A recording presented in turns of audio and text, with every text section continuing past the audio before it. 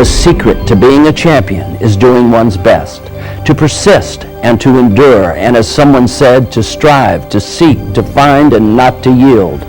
In the next hour, you will hear from 15 such men: Dan Gable, Danny Hodge, John Smith, Ben Peterson, Doug Blueball, Mark Schultz, Cale Sanderson, Kenny Mundy, Tom Brands, Rulon Gardner, Yojiro Yutaki, Kevin Jackson, Jeff Blatnick, Brandon Slay, and Bruce Baumgartner. 15 such athletes and coaches referred to as amateur wrestlers. But make no mistake, there's nothing amateur about them. They do what they do for the love of their sport. Welcome to the oldest and most purest sport there is, wrestling. It's my honor and privilege to have interviewed these great champions.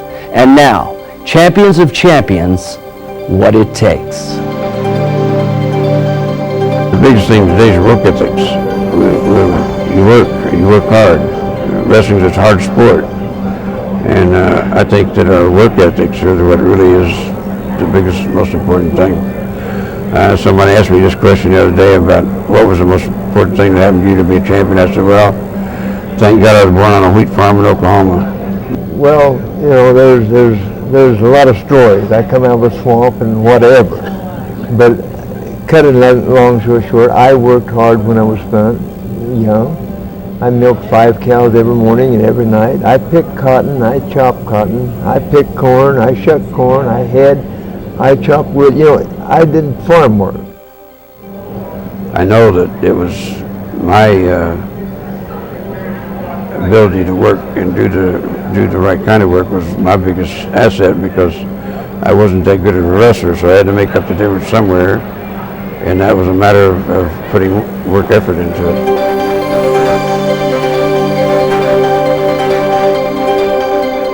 Well, with the summertime, we hauled, upwards of 20 to 30,000 hay bales that weigh from 100 pounds up to 120 pounds. You pick them up over and over every day. You change irrigation pipes. You pick those up, 30-foot aluminum pipes. You carry them. It's not a heavy thing, but it's just repetition. It's the commitment to excel through a long period of time. Your whole summer isn't spent going out and playing. Your summer is spent working hard to get those things done, from milking the cows to changing the pipe to hauling the hay, and it doesn't stop until, the spring starts, until, summer is over, until you start football, or you start, the high school season, whatever it is. You go in there and you work every day to go out there and do your best. A lot of people think they know what hard work is, but you really have to kind of be a person that's singular in vision to be able to really instill that type of work ethic where you're really above everybody else. Everybody loves to say that you should win because you're the hardest worker, but really, who is the hardest worker?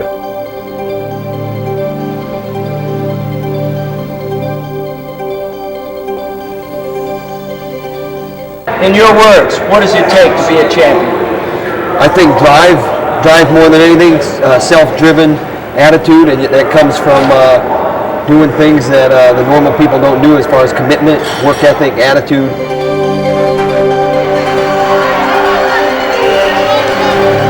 Your early youth can be molded in many ways and forms, but oftentimes it's the people who make up your environment that makes the biggest difference.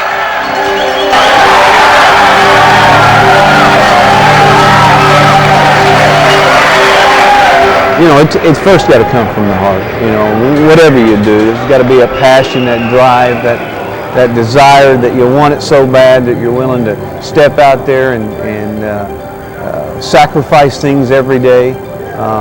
Do what you have to do. Like when I was training, I really thought that everybody was working this hard. And when I was in certain rooms, it seemed like everybody around me kind of picked up things. But then when I got outside of those rooms and I started traveling around and I started looking, and I kept thinking, wow, what is going on here? I mean, is this not an off day or something?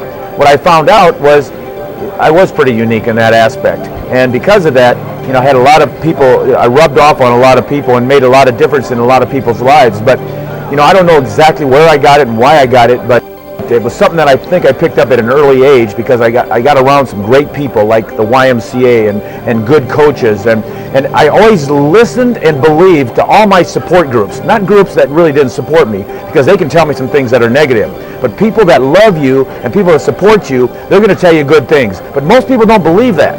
And so what you have to do is take in the good and leave the bad. Maybe I was too naive, but I didn't avoid Dan. When he wanted to work out with me and beat me up some more, I went back in and just kept trying to somehow figure out how I could beat him. There's a lot of things that go into being a champion. One is that heart. Two is being in a good environment, around good people that can help you become that great. You know, there's never been a person that has won a world championship or won an Olympic gold medal or won the Super Bowl without people helping them. You know, so I've always said, for me, I had a good group of people that were around me as I was trying to win world and Olympic titles, and those two things are very important. You always got to have somebody you have to look over your shoulder after. I think if you have someone that you have to look over your shoulder that's pushing you, it's going to make you work that much harder. It's going to force you to get up in the morning, force you to do that extra push-up, sit up, lift that extra weight. So it's a good thing. How often did you and Dave work out? Every day. Every day. Yeah. Was he inspirational in your success? Oh, he made me who I am.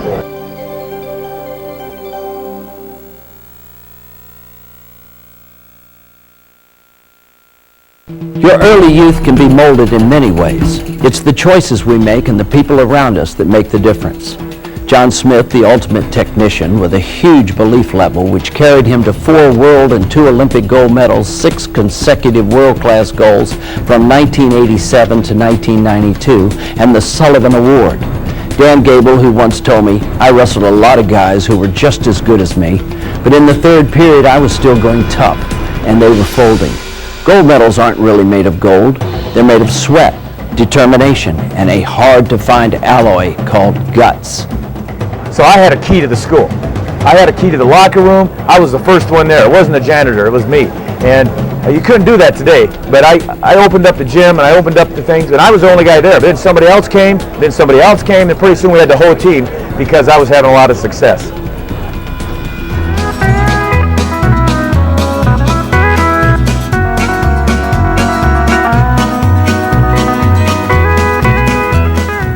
I come from a little town, Perry, Oklahoma. Still live there, and many of the schools have got more wrestlers out in one weight than we have out for our whole team.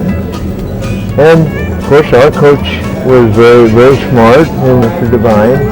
He said, "Son, they got quantity, we got quality." So this is and you can't outwork me. I don't care if you run 5 miles every day. I'm going to run 9 miles. You can't outwork me. I was pretty fast, and most of the things I did were pretty simple.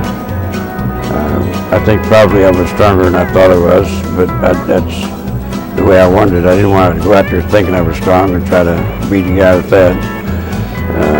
My technique was pretty basic, very basic, and simple and easy as far as I'm concerned. Tell me about a day's training, how you prepared in the days that you were getting ready for your Olympic challenge.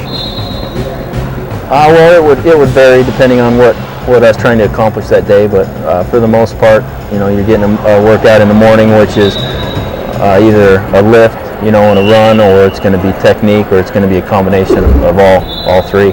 And then, rest, is real important between workouts. That's one thing I learned coming out of college. And in college, I was wrestling all the time. But once you get out of college and you have a job and you're working, it's tough. But that's very important. And then, a good meal, and then another workout, 3:30, 4:30.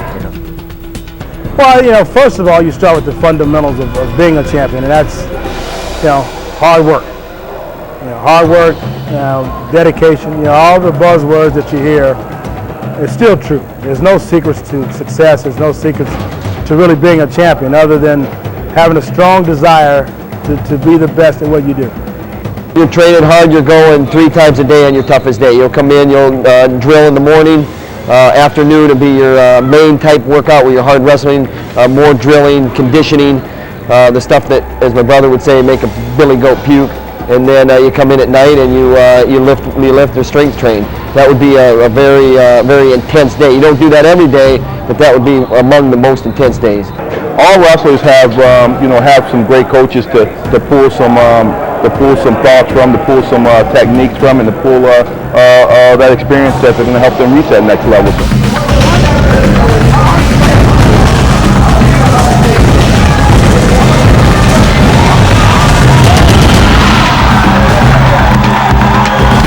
I had a great group of coaches. I couldn't say it's one or two. It has to be at least 10 guys that helped me on my way to the things I've accomplished. The key, I think, when I was coaching, what's so key is that not everybody has the same drive, not everybody has the same ability, the same motivation. I think it's important as a coach that we look at the talents, the interests, the attributes of the individuals we're dealing with and work to make them a champion.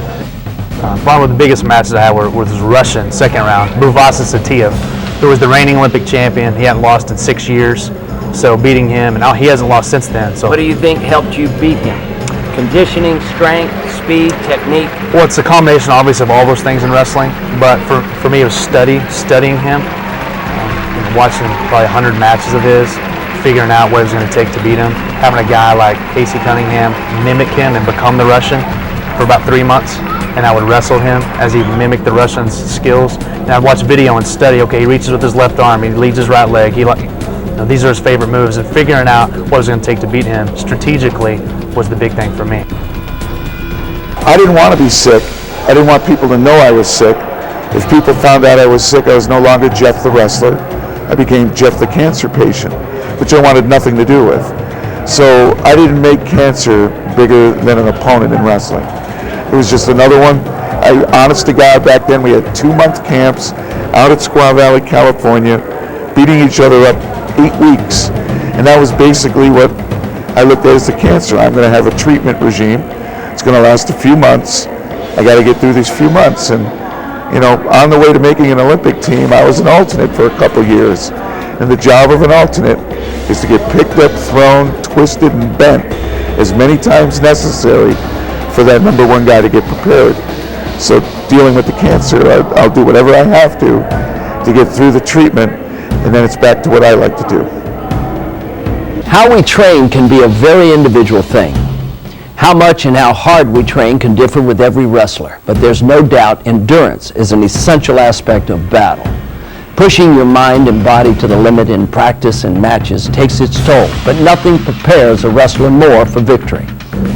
A wrestler has to be balanced in a lot of different ways, and strength, quickness, your technique, your condition.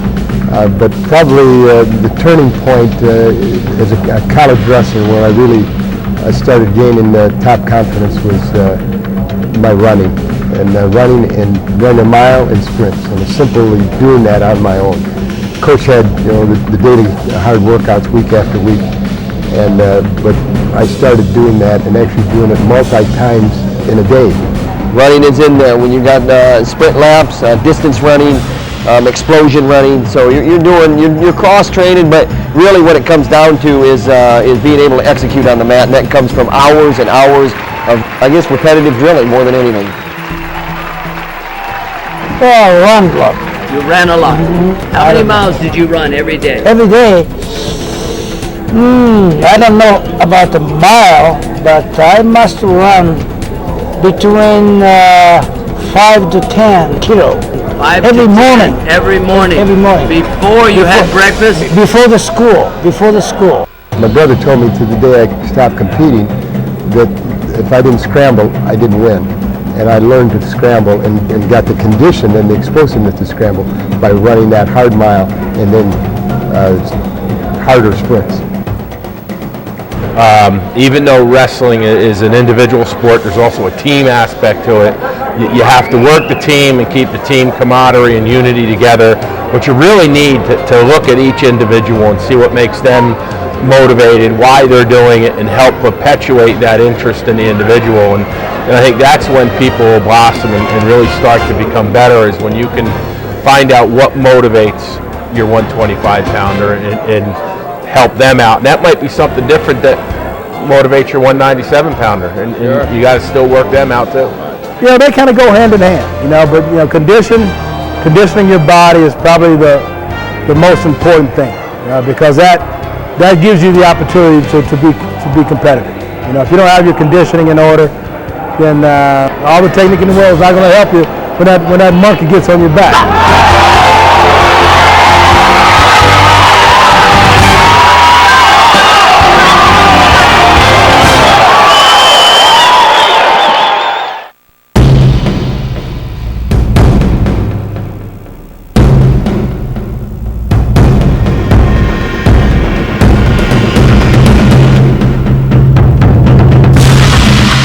Well, the biggest thing is you have the dream. Oh yeah, we dream about that every day. Every night before you go to bed, you dream that you're going to beat the best wrestler of all time.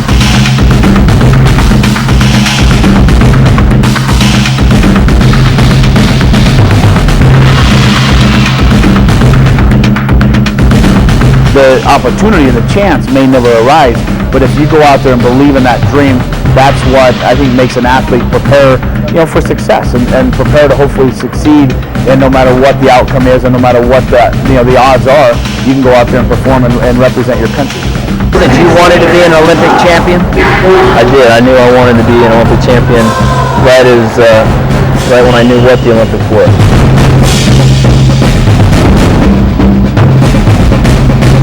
The passion for the sport started real early, almost immediately. Once I figured out that I could control my destiny and I'd have to depend on teammates as far as the actual competition itself, then I was like, man, I like that. I like this deal. When I started wrestling, I looked at the highest you could go in the sport and actually researched it to the point where Olympic champion, that's the pinnacle. So I started believing that right away, voiced my goals and aspirations out loud, and actually got in a fight on the playground because somebody made fun of me when I was in 5th grade. So strong belief from the get-go. Yeah, obviously living in the state of Oklahoma, you get to see a lot of great wrestlers, and I saw some Olympians that were from the state of Oklahoma that was very motivating. So at a young age, I got to rub elbows with Olympic champions. And that's motivating, at 7, 8 years old, 9 years old. I caught the Olympic vision when I was 10 years old, watching the 1972 team, one of the greatest teams of all time. Wayne Wells and Dan Gable and the Petersons and Chris Taylor and Rick Sanders. Rick Sanders. And Jimmy Carr. Yeah. And so that really set that goal in motion as far as understanding what the Olympics was all about, and that was the top of the sport. And that's the greatest pinnacle of the sport, is to win that gold medal. So from that moment on, I was destined to do that. A good workout is just one element in becoming a champion. The desire and dream is another part. But you will have a real hard time without a real good support group to push you along.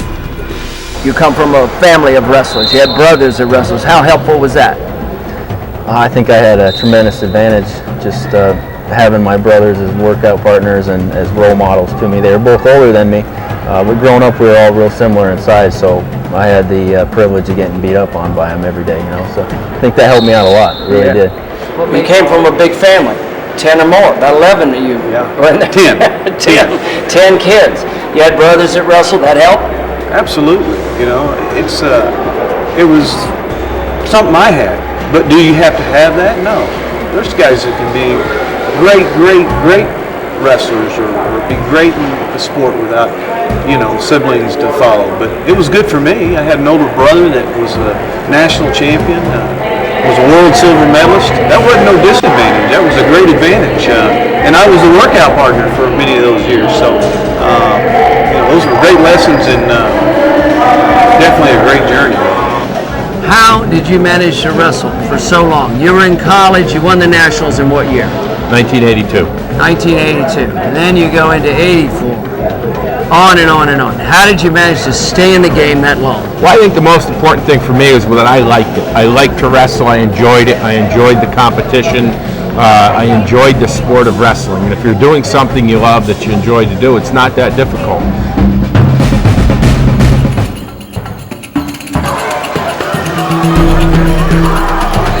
I was pretty fortunate to be able to know some of the things I wanted to do early, but it was because of those past champions, you know, and it's great to have that in our state. All the preparation you do isn't work.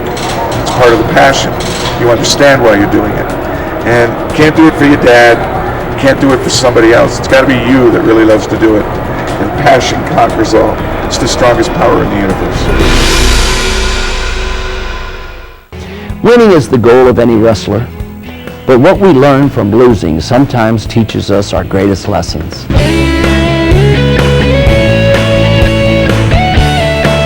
One of your greatest accomplishments, in my opinion, was being undefeated in high school, undefeated in college, and for some unknown reason, you lose that final match. People are going to talk about it. It was one of the greatest matches ever wrestled. I think you were at about 50%, my opinion. You lost that match, but you didn't hang your head.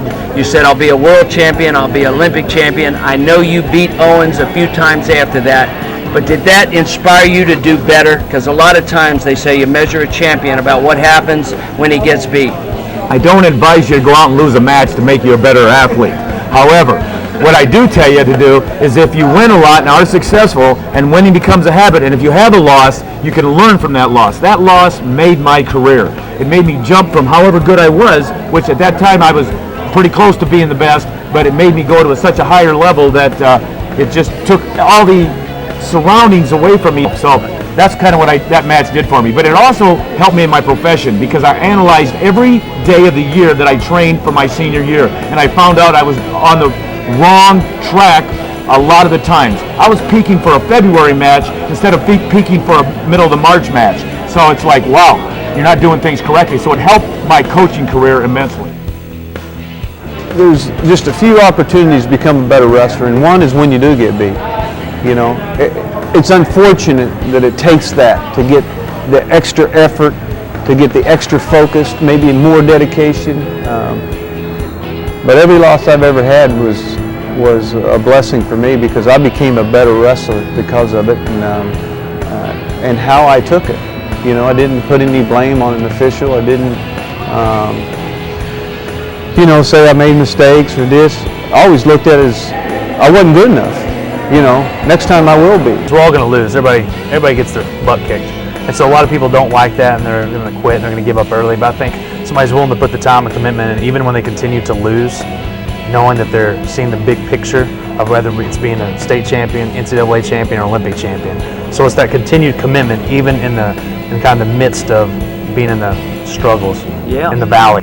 It's all about being knocked down and getting back up and persevering through hard times because in sports, no one's going undefeated, especially in a combat sport. No one's going undefeated in this game, so if you can lose a match, lose a tournament, but learn from that. I've always learned more from losing than winning, and then go back to the drawing board, go back in the restroom and work harder, work smarter, work better, and improve on the mistakes you made. That's going to allow you to have the success that you're looking for. What wrestling teaches you, if you go out there and you get pinned, you get up, you shake it off, you figure out why, you work on it, and you just keep working harder so next time you don't go out there and get pinned. And it's the same thing in life. If you go out there and you're not successful the first day you're trying to do something, if you give up, you'll never be successful. If you keep at it, keep working at it, be persistent, you're going to reach some great successes.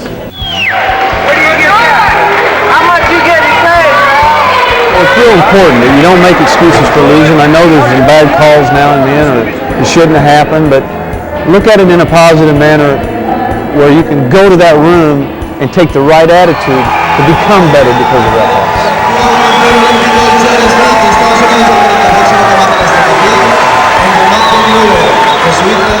What was your climb to the national finals? Well, when I got there, my first 2 years, I qualified for the NCAA tournament, but I didn't place. So I was frustrated. There was still that hunger inside. I think your desire determines your destiny. So I still had this desire to place, and so my goal was to be a national champ. So I came back in my last 2 years, made it to the finals, but unfortunately came up a little short in those 2 years. Lost to Mark Branch my junior year, and then Joe Williams my senior year. Yeah. Two great guys. Right, and then Joe Williams was kind of my nemesis. And so he wanted to be Olympic champion, I wanted to be Olympic champion, and after college, continued to train, moved out to the Olympic Training Center.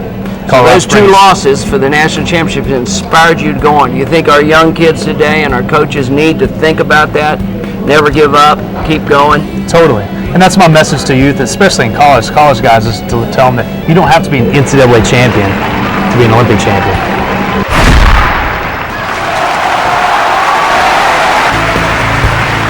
My coach, Olympic trainer Kevin Jackson, never won the NCAA title, but he's a 3-time world champion, Olympic champion. So he was a great example for me to say, hey Slay, you never won the Nationals, me neither, but we can still beat the Russian and win the gold medal.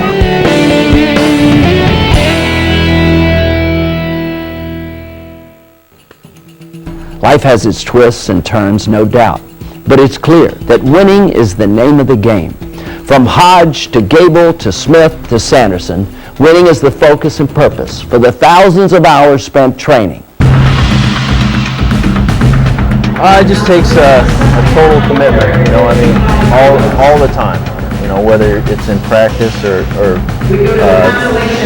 pre-match, pre-seat, all year round. It's just a total commitment. I've always said I think the toughest match I've ever wrestled was in 1988 against a Bulgarian named Starov. He pulled down from 149. He was wrestling for his last time, had won a few world medals and had been a medalist in the Olympics. And I knew going into that match that this guy was leaving it all out there. This is it. Those are dangerous guys, The one medal he didn't have was an Olympic gold medal. He took everything I had, every skill I had, every bit of the training I did. If I'd have done anything less, I'm not sure I could have got it done. But it was, no question, one of the toughest matches I've ever was in. Not so much physical, but just every point was a battle. And it was actually in the semifinals. He came back, finished third. I went on and won the gold medal, but that really stands out in my mind as the toughest match that I ever had to win. In 72, Ben won the gold. John, his brother, won the silver. 76, Ben won the silver and John won the gold. Just tell us briefly how that all happened. Well, it's probably the key factor was Levon Tedeschivelli. From? Levon Tedeschivelli is from Georgia, the southern part of the old Soviet Union. And Levon was, I would say this, he was the best wrestler I competed against internationally. I made him look better than he really was the second time. John was too young and not ready to Tell me the outdo him that scores. way. What did he beat John by? What did he beat you by? I don't remember what John's was, but I'll never forget mine. It was 10-5.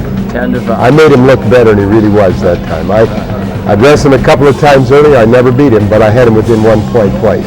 I'd say one of the big ones was in the 1992 Olympics. I just got off of a horrible 1991 World Championships in Bulgaria, and was pretty dominant, beating the defending Olympic champion 3-0, the defending world champion 10-0 in the Olympics in Barcelona in 1992. And I think that was probably the best I ever wrestled was that year in 1992.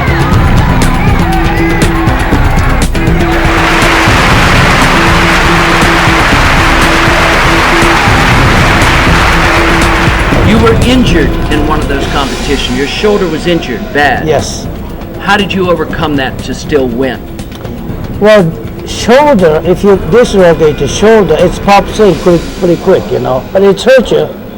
And if you really concentrate on to win, it doesn't hurt you.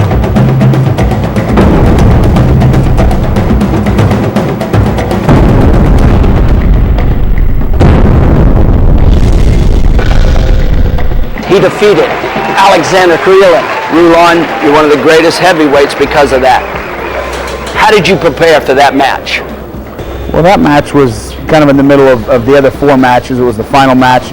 I'd won my match, my semifinal match 3-2, came down and came back from being down 2-0 to win the semifinal match. So the preparation started about 4 hours before the match. We talked to the coaches. They said, go take a little break and then come back. We watched 3 different matches with Karelin.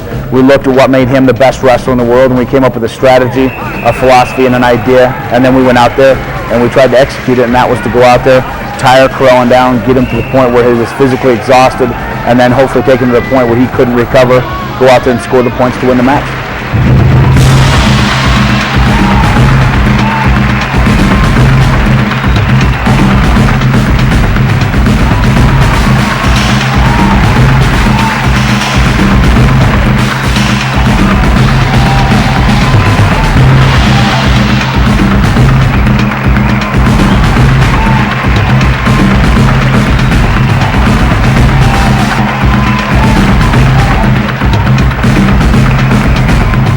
your Olympic gold medal, who'd you wrestle in the finals? I wrestled Alan Varayev, Soviet. And was that? He was a world champion in 1987. Beat Dave Schultz in the finals, and then I made the team and I beat him in the finals the next year. Was that the highlight of your career, winning an Olympic gold? Yeah, that was definitely the highlight. You know, it was a lifelong dream, and at that moment you can truly and honestly say you're the best in the world. And that was my goal, and that was my passion, to be the best in the world. No, I did not know I was going to win the gold medal. I'm not a person that likes to predict what's going to happen in a match. There's confidence at times, but no, I did not know how I was going to do. Did I feel I could win a medal? Without question. But to win a gold medal, usually you got to get a little lucky, get a break, and if you get one of those, then you can make it. If there's one person who stands out in the wrestling world, it's Dan Gable, who stands for faith, dedication, determination, and heart. His coaching skills led his Iowa teams to 15 NCAA championship titles in 21 years, an accomplishment no other coach in any sport has ever come close to, with the exception of UCLA's basketball coach, John Wooden. The thing that made Dan the tough competitor is he never would quit. He just kept coming and coming and coming. So though I was much bigger, stronger, after a while that strength, he just wore it out. I wasn't stronger than him after a few minutes. Did he wrestle Chris Taylor? Yes, he did. He did wrestle Chris Taylor, and I don't remember him doing it a lot, but I think he wrestled with me so much. I'm kind of in between, and I wrestled with Taylor a lot.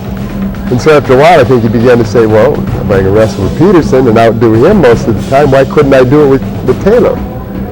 And I remember him trying to do a fireman's carry on Taylor. That was a mistake. And I don't ever remember Dan ever wrestling him again. Probably hurt him a little bit. Might have squeezed his back or chest or something. He did something to one of his ribs, and Dan was hurting for a couple weeks after that. Olympic Games 1972, you were unscored upon. Was that because you had so much desire to win, or was it because you were afraid you might lose? Well, I tell you, when I went unscored upon, I had no idea that nobody scored points on me. You just go out, you're focused, you do what you're capable of doing. When you get off the mat, you go back, get ready to get back on the mat. And so when you're done, you just look back and see what you accomplished. With that type of focus, you don't know exactly what's taking place. You don't have to take on all the necessities that, or I should say, the adversity that could say, hey, I got to go into this match and nobody scored a point on me, so I don't want nobody to score a point on me. Well, that gets to you. You just focus on what you can do, and when you're all done, you look back, and if you did a great job, you did a great job.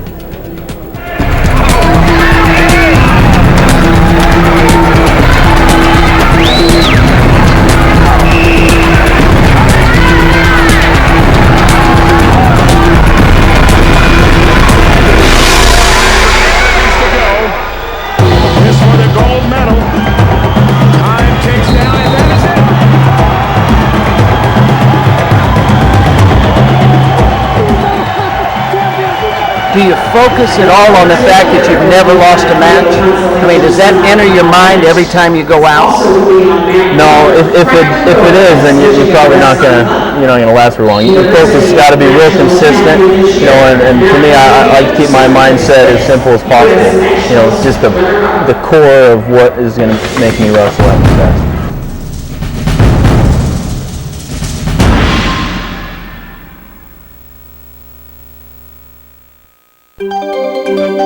I think the good wrestlers of yesterday would be still good wrestlers today, but there's more of them today. People say, well, when I was wrestling in the national championships, they seated 4 people, now they seat 12. And that alone ought to tell you that something has changed.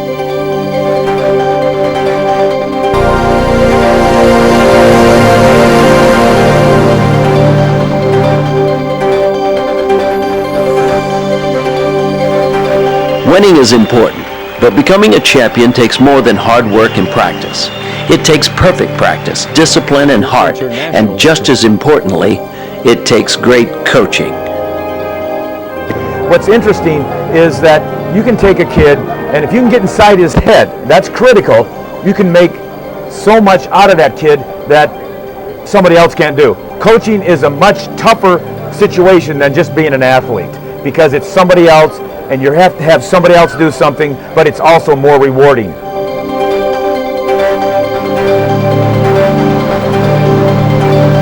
You know, I think wrestling right now is at its peak, you know, and I think we can even go higher. I think college wrestling's had a positive rebound, and a lot of good things are happening in college wrestling. But the kids today, they're dedicated. You know, they worked a lot harder, I believe, in junior high and high school than you or I did. You know, but they also have an abundance of information now. I think probably my best attribute is just my commitment to winning and being at my best. You know, every time I step out there on the mat.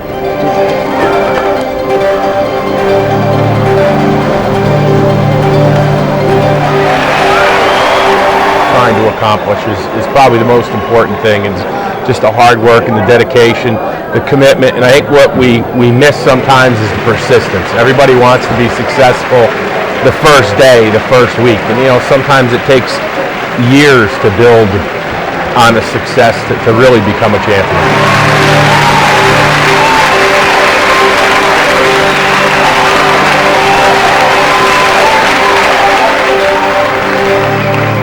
I think that our coaching pool right now, nationally and at the college level definitely, and even out in the high school level, I think that's really improved, you know. And I'd love to see some of our wrestlers that go to college, Division I, Division II. We need those guys being teachers and coaches, you know, making wrestling their life. Thing is, you just take somebody that walks into your program and they're not even that highly recruited, and all of a sudden they become a champion. And you know, even some of them that didn't become a champion on the mat became a champion off the mat later on. I think that the same keys to success for wrestling, you know, that travel over into almost any aspect of professional business life, even your personal life. You know, if you set your goals and you know what you're trying to accomplish in life, and then you surround yourself with great people to help you accomplish those goals. Because even as a wrestler, it's me out in that mat on that one given competition, but you know, I had to have good workout partners, good coaches, and good people around me to win that match. Wrestling is the oldest sport on earth. As we've seen, it means a lot. These champions have shown and told us that commitment, dedication, courage, and fight are key elements of their success.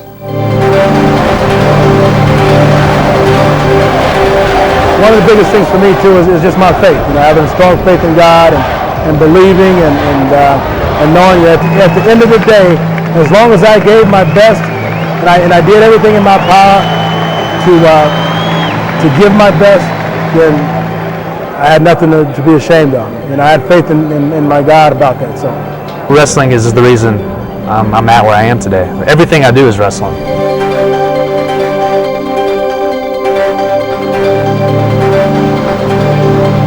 Wrestling's given me a lot. You know, wrestling owes me nothing. I owe everything to wrestling. I have two passions in my life. One's farming and one's wrestling. Both of them are not the best way to make a living, but your ways of life. Yeah. And wrestling is a way of life.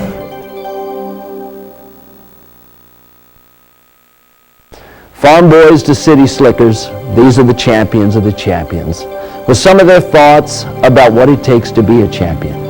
It's not always winning on the mat, but what we learn from being on the mat. This show is in memory of 4 champions: Rick Sanders, Chris Taylor,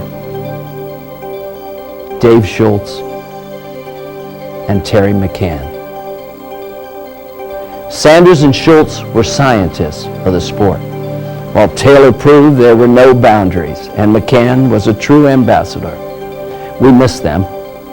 I'm Wayne Boyd, and it's been my pleasure to be here with you. Remember, work hard, never give up, and believe in yourself. I wish you well.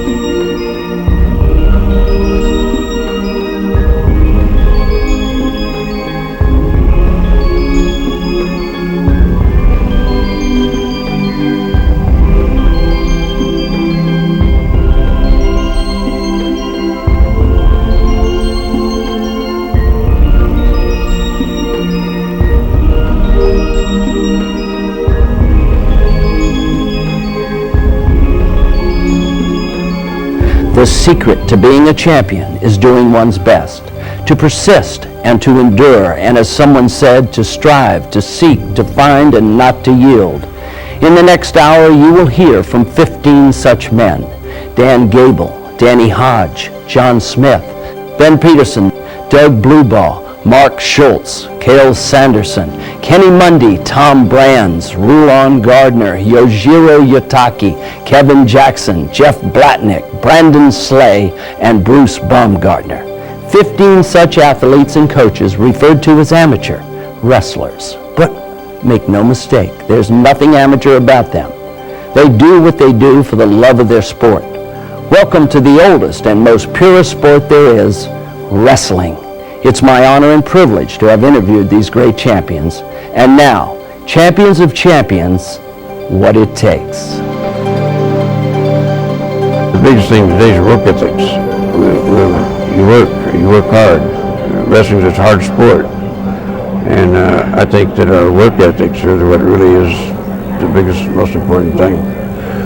Somebody asked me this question the other day about what was the most important thing that happened to you to be a champion. I said, well, thank God I was born on a wheat farm in Oklahoma. Well, you know, there's a lot of stories. I come out of a swamp and whatever. But cut it long story short, I worked hard when I was young. I milked 5 cows every morning and every night. I picked cotton, I chopped cotton, I picked corn, I shucked corn, I chopped wood. You know, I did farm work. I know that it was my ability to work and do the right kind of work was my biggest asset, because I wasn't that good of a wrestler, so I had to make up the difference somewhere, and that was a matter of putting work effort into it.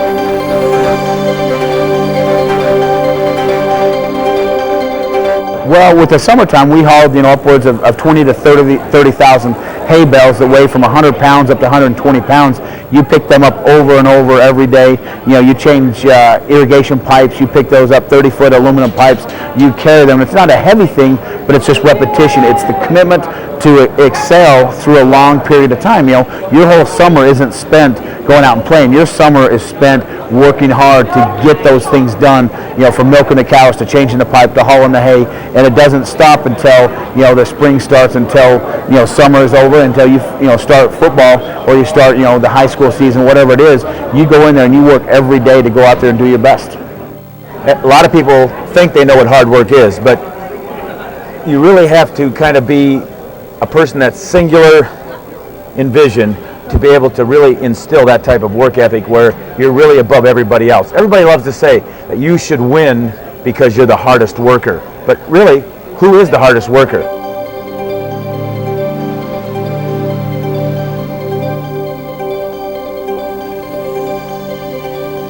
In your words, what does it take to be a champion? I think drive more than anything, self-driven attitude, and that comes from doing things that the normal people don't do as far as commitment, work ethic, attitude.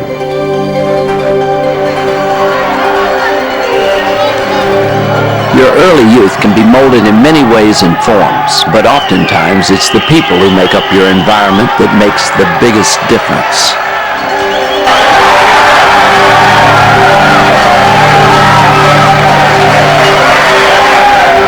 It's first got to come from the heart.